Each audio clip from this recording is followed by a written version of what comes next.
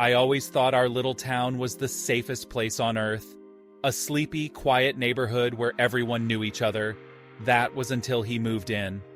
It started on a Tuesday, just before sunset. I was watering my lawn when I noticed an old, beat-up truck pull into the driveway of the abandoned house across the street. It had been empty for years.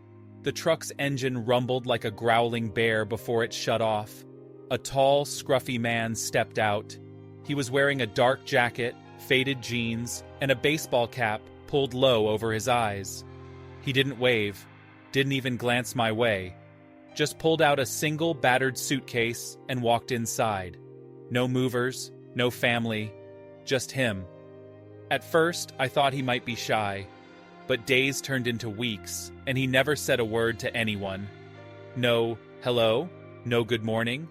He didn't even come to the block's monthly BBQ, a cardinal sin in our town. The kids started calling him Mr. Creepy. At night, I'd see the glow of his TV through the window, but it wasn't regular channels. It flickered, static, mostly.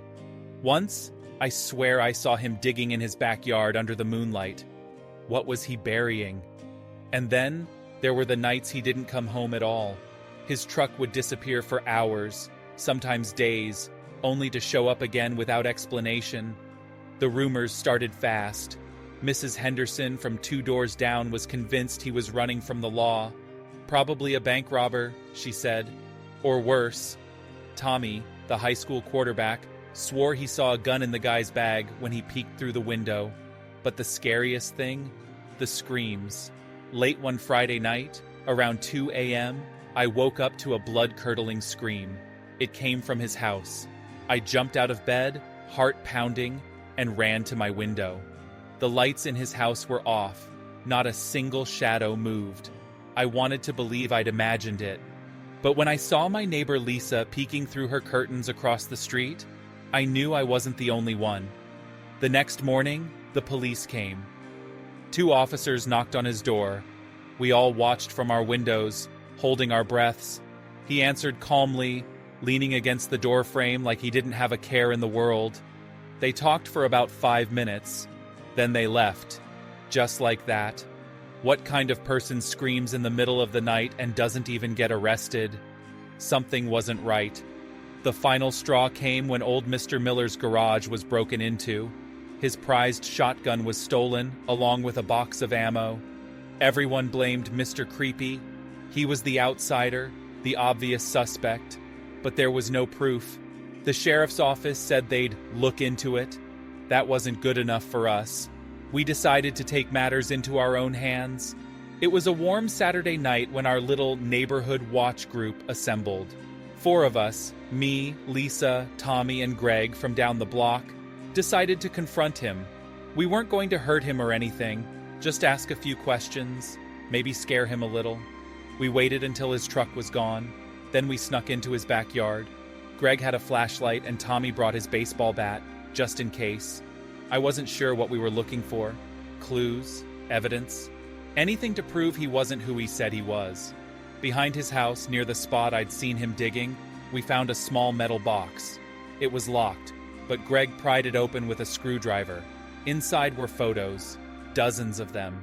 Some were of people we didn't recognize, men and women, all looking scared or angry. Others were of us. Pictures of our neighborhood, our houses, even some of us walking down the street. "What the hell?" Lisa whispered, her voice shaking. Before anyone could answer, we heard the truck pull into the driveway. He was back. "Run!" Tommy hissed, but it was too late. The flashlight beam caught his face as he stepped into the backyard. He wasn't wearing the cap this time. His eyes, sharp and cold, locked onto us. For a moment, none of us moved. Then, slowly, he raised his hands.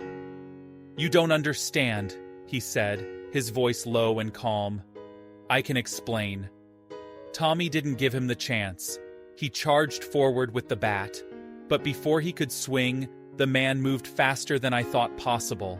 He grabbed Tommy's wrist and twisted, sending the bat clattering to the ground. "Stop!" the man barked. "I'm on your side." That's when we saw it. The badge clipped to his belt. His name was Jack Carter. Not Mr. Creepy, not a criminal. He was the new sheriff, sent here undercover to investigate a drug trafficking ring operating right under our noses. Jack told us everything that night. How he couldn't blow his cover, even when we turned against him. How close he was to cracking the case. And how our little mission almost ruined months of work. We felt like idiots.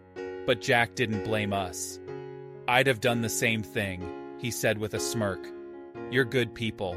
Just maybe don't go digging in people's backyards next time." A week later, the gang was arrested. The stolen shotgun was recovered. Jack stayed in town, this time as our official sheriff. He even started coming to the BBQs.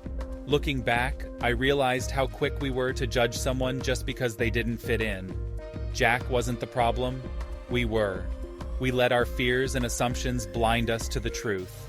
Now, whenever a new neighbor moves in, I make sure to bring them a pie, just in case. You never know who they might turn out to be. And that's the story of how we judged someone too quickly, only to find out the truth was nothing like we imagined. It's a lesson I'll never forget. If you enjoyed this story and want to hear more like it, make sure to like this video and subscribe to the channel. Don't forget to hit that bell icon so you never miss a story. Thanks for watching.